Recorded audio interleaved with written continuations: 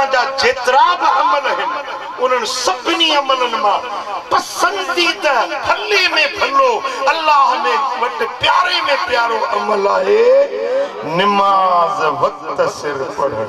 सुभान अल्लाह। कुल्त सुम्मा अय्यु या रसूल अल्लाह। साईं इहा त गाल फरमायो त नमाज रब के वणी थी भला नमाज का पो बियो भी को अमल है जो अल्लाह के वणी। साईं फरमायो हाँ नमाज का पो अल्लाह वट पसंदीदा प्यारे में प्यारो अमल बिर्रुल वालिदैन अबे अमड़ जी खिदमत अबे अमड़ सा चंगाई करण। सुभान अल्लाह सुभान अल्लाह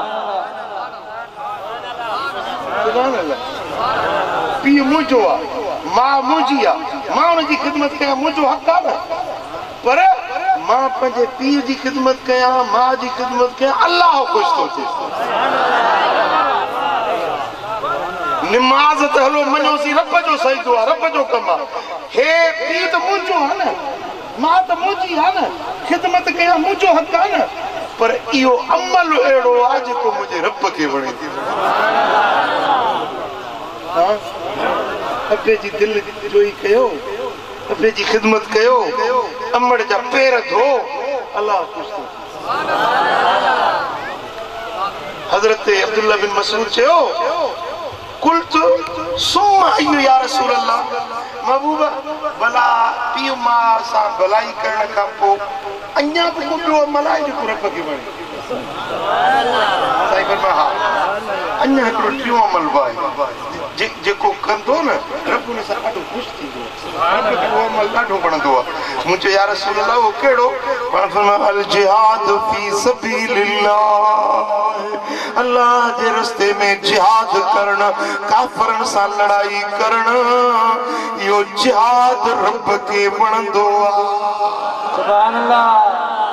टे अमल रब वट प्यारे में प्यारा रब के पसंदीदा टे अमल हैं पहिरियों नमाज वक्त ते पढ़ण ॿियो पीउ मां जी खिदमत करण टे नंबर ते अल्लाह जे रस्ते में जिहाद करण।